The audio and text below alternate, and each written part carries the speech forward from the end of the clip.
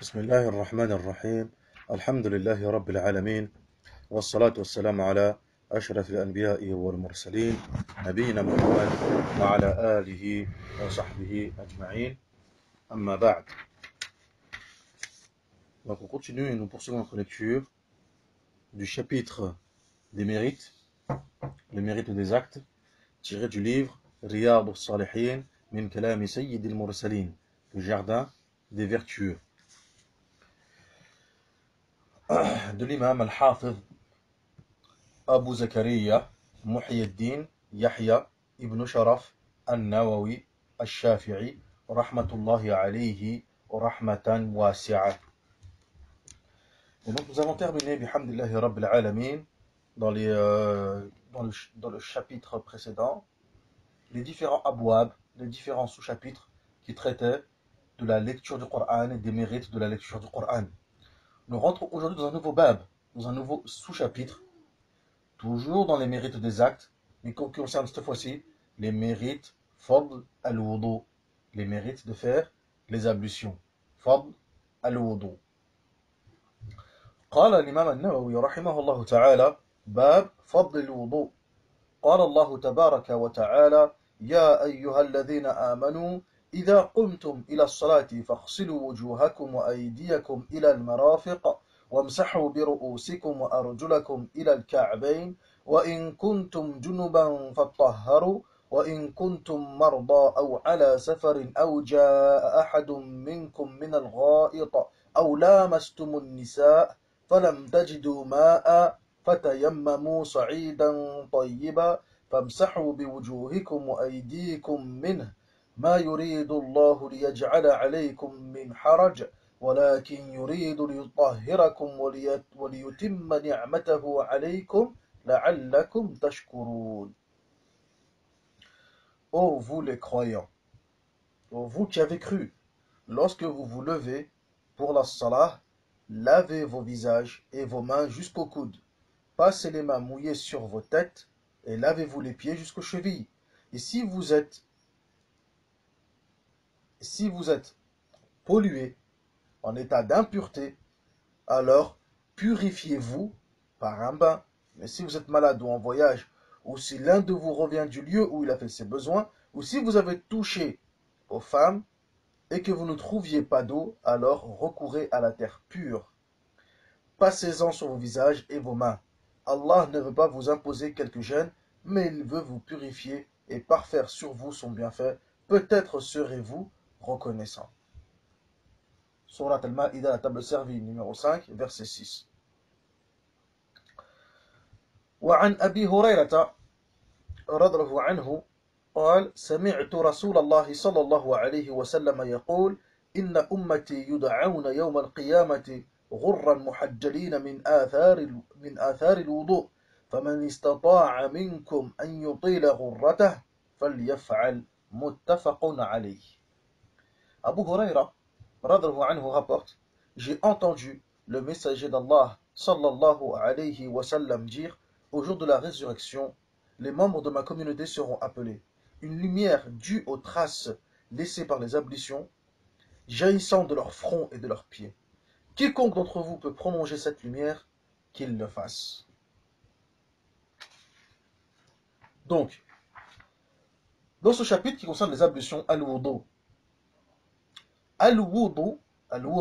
avec la dhamma, bidam al-waw, avec la dhamma sur le waw, al-wudu, qu'est-ce que cela signifie?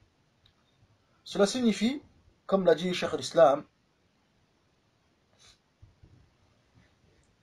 Abu Yahya Zakaria ibn Muhammad al-Ansari al-Shafi'i, rahimahullah, il explique que al-wudu huwa isti'mal al-ma' ala a'da'in أو على الأعضاء المخصوصة على صفة مخصوصة.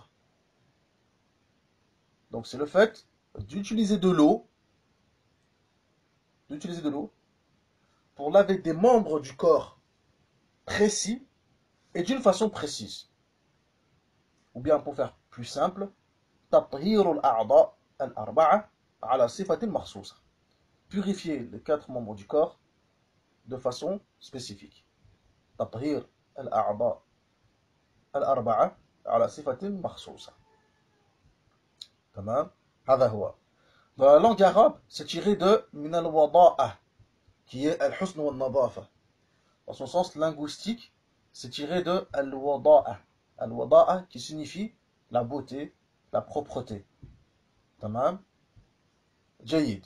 Donc dans ce verset, on voit quoi donc?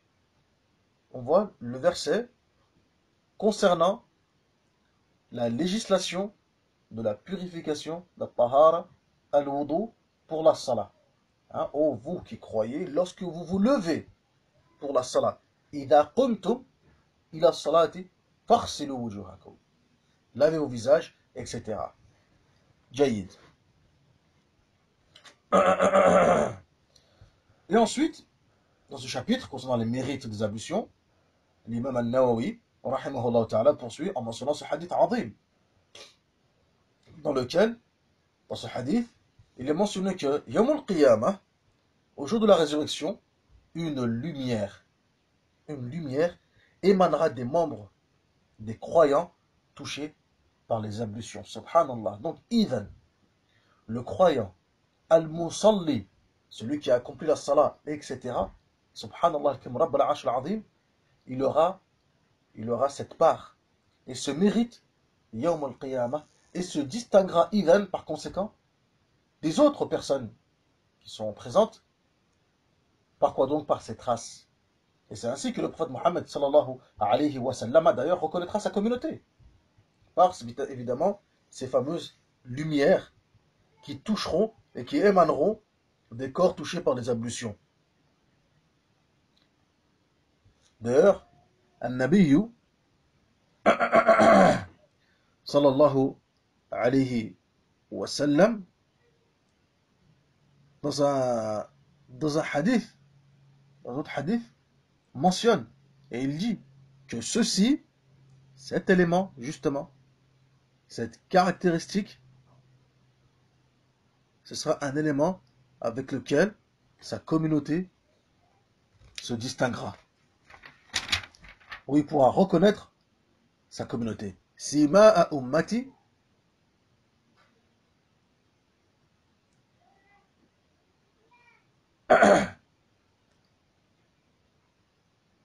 laysat li ghayrikum. Sima'a ummati, laysat li ghayrikum. Une caractéristique de sa umma qui sera exclusivement pour la umma du prophète sallallahu alayhi wa sallam et personne d'autre. Subhanallah. Et personne d'autre. Jayid. On ne va pas rentrer dans les détails du verset concernant les ablutions, tout, etc. Hada mahalluhu kutub al-fiqh. Ceci, on le trouve détaillé, expliqué dans les kutub de fiqh. Hein, comme on a pu le voir dans Mukhtasar Abi Shuja', etc. ou autres, alhamdulillah. Nous, on va se concentrer donc sur ce hadith. Ce hadith qui est intéressant, le hadith de Abu Huraira. Le hadith d'Abu Huraira, rapporté par Al-Bukhari ou Muslim,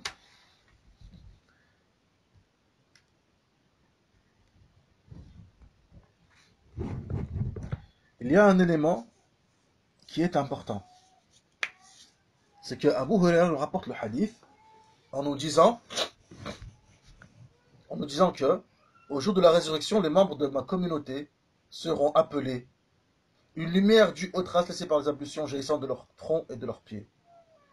Quiconque d'entre vous, et là le souci, quiconque d'entre vous peut prolonger cette lumière, qu'il le fasse.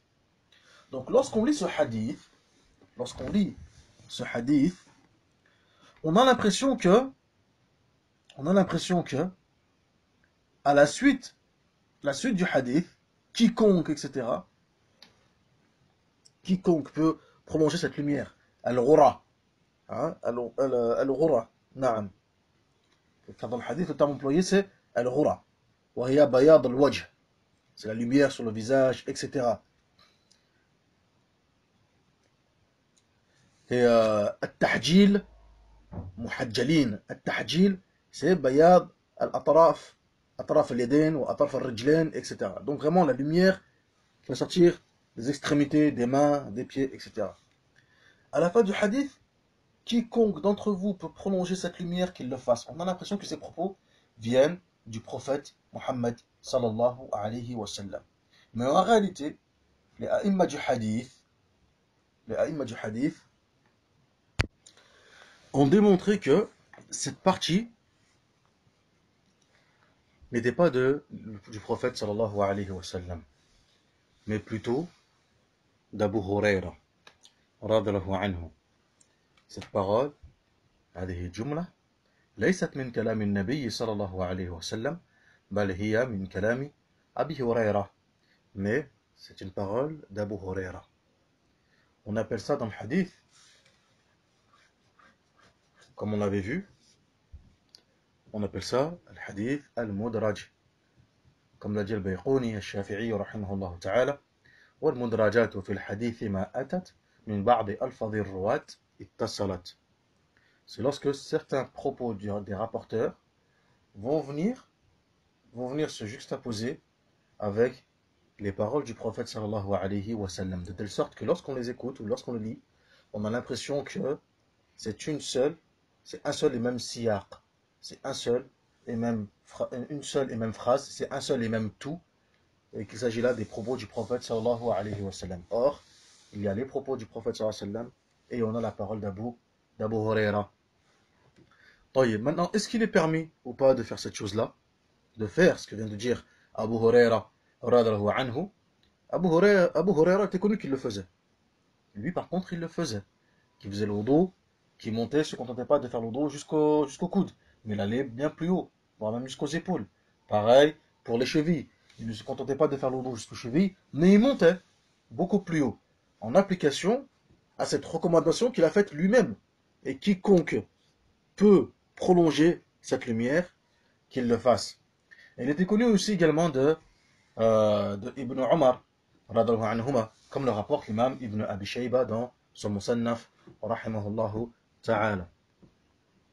Maintenant, est-ce que cela est permis ou cela n'est pas permis, etc. Ça c'est le mas'ala, fiha khilaf.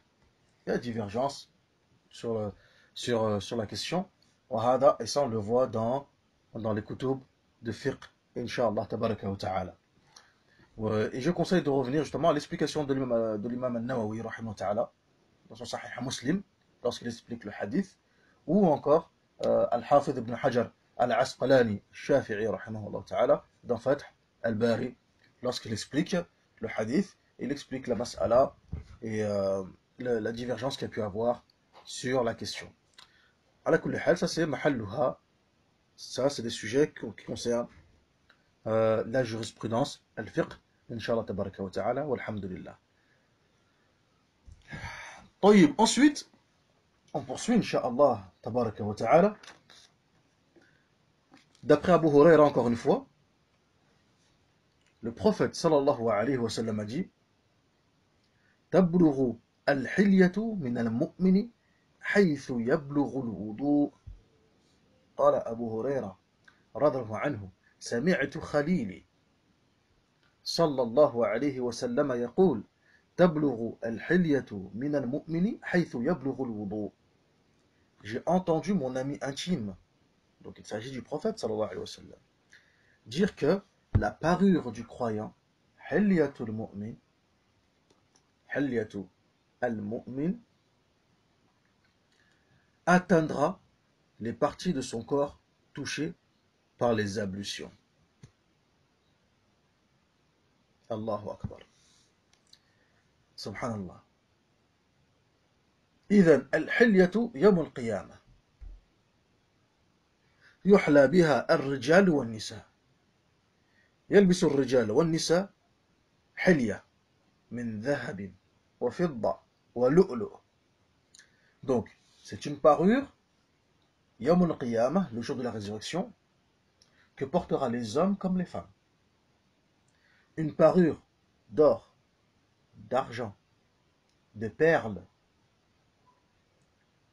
قال الله تبارك وتعالى: عاليهم ثياب سندس خضر واستبرق وحلوا أساور من فضة. Ils porteront des vêtements verts de satin et de brocart, et ils seront parés de bracelets d'argent. Allahu Akbar. Dans un autre verset, Inna Allah yudkhilu alladhina amanu wa amilu as-salihati jannatin tajri min tahtiha al-anhar yuhallawna fiha min asawira min dhahabin wa lu'lu'a wa libasuhum fiha harir. Là, ils seront parés de bracelets d'or et aussi de perles, et leurs vêtements, ils seront de soie. Allahu Akbar. Donc là, subhanallah, on est dans les mérites des ablutions. Là, on est dans les mérites des ablutions. Et là, juste là, on vient de mentionner deux hadiths sur les ablutions. Et on voit déjà les mérites Yawm al-Qiyamah pour le mutawaddi, pour le croyant qui, justement, pratique les ablutions régulièrement pour accomplir sa salat ila akhirih. Allahu Akbar. ثم قال الإمام النووي رحمه الله تعالى قال وعن عثمان بن عفان رضي الله عنه قال رسول الله صلى الله عليه وسلم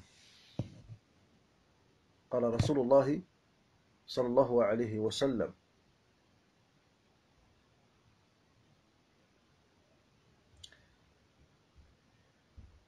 من توضأ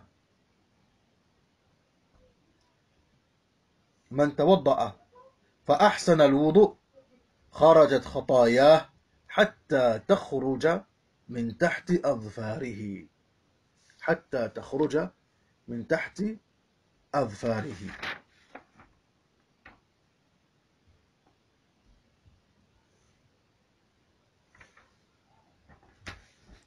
Donc dans le hadith il dit من توضأ فأحسن الوضوء خرجت خطاياه من جسده حتى تخرج من تحت أظفاره رواه مسلم. Quiconque, celui qui accomplit les ablutions de façon parfaite, tamam, verra les péchés sortir de son corps à tel point qu'ils sortiront de sous ses ongles. Rapporté par Muslim. Subhanallah. Subhanallah. Donc ça c'est une deuxième faïda. La première faïda, ya ikhwan, qu'est-ce qu'on a vu? C'est que celui qui pratique le wudu régulièrement, convenablement, il se verra paré Yawm al-Qiyamah d'une parure. Une lumière, et dans le hadith, c'est quoi donc? L'autre hadith, c'est une parure. Donc, lumière, pour ceux qui pratiquent le wudu. Deuxième faïda, parure aussi également. Al-Hilya. Troisième faïda, takfir al-dhunub. Takfir al-dhunub. Expiation des péchés. L'absolution des péchés. Subhanallah. Les péchés du croyant quitteront son corps par le bout de ses ongles. Et ceci, et ça c'est un fadl min Allah Azza wa Jal, par le biais des ablutions. Ces hadiths nous montrent l'importance de cette ibada. Car la pratique des ablutions, c'est une adoration. La pratique des ablutions, al-wudu, c'est une adoration. C'est vrai, elle est devenue tellement commune, le simple fait de se purifier, etc., qu'on en oublie que c'est une adoration. Or, c'est une adoration, c'est une ibada, nataqarrabu biha ila Allah tabaraka wa ta'ala. Alors que c'est une ibada, c'est une adoration avec laquelle on se rapproche d'Allah tabaraka wa ta'ala. L'adoration, c'est tout ce que Allah tabaraka wa ta'ala aime et agrée, comme parole et acte. Tout ce qu'a légiféré Allah tabaraka wa ta'ala est une adoration. Tout ce que nous faisons imtithalan li amrillahi tabaraka wa ta'ala est une adoration. Tout ce que nous faisons en réponse à l'ordre d'Allah Azza wa Jal est une adoration, est une ibada.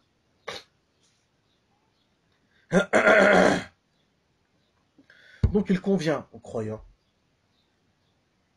qu'il fasse ses ablutions tout en ayant l'intention de satisfaire Allah Azza wa Jal, tout en cherchant la satisfaction d'Allah tabaraka wa ta'ala, tout comme lorsqu'il fait la prière ou toute autre adoration, subhanallah. Tamam. Jayyid. Bien évidemment, ici, lorsqu'on parle de expiation des péchés, etc., on ne parle pas des grands péchés, al-kaba'ir. Kama ta'lamoun, il y a al-kaba'ir et il y a as-sara'ir, les péchés majeurs et les péchés mineurs. Les péchés majeurs, par contre, ceux-ci nécessitent at-tawbah, nécessitent un repentir à Allah tabaraka wa ta'ala. Ils nécessitent un repentir à Allah tabaraka wa ta'ala. Cela dit, as-sara'ir, les petits péchés, ceux-là sont expiés et sont effacés par les ablutions, par al-wudu. Ce livre-là, Kitab al-Fada'il, on va voir dans ce livre, et des hadiths qui vont mentionner des éléments et des choses, on va voir à travers ces hadiths à quel point nous sommes dans l'insouciance. À quel point, subhanallah, des petites choses du quotidien peuvent changer notre vie, fi dunya wa fil akhirah, et nous avons négligé et nous sommes passés à côté de ces choses-là. Wallahu al-musta'an. نكتفي بهذا المقدار إن شاء الله تبارك وتعالى. On s'arrête là pour aujourd'hui إن شاء الله تبارك وتعالى et on poursuivra في الدرس القادم ما تبقى من الأحاديث في هذا الباب.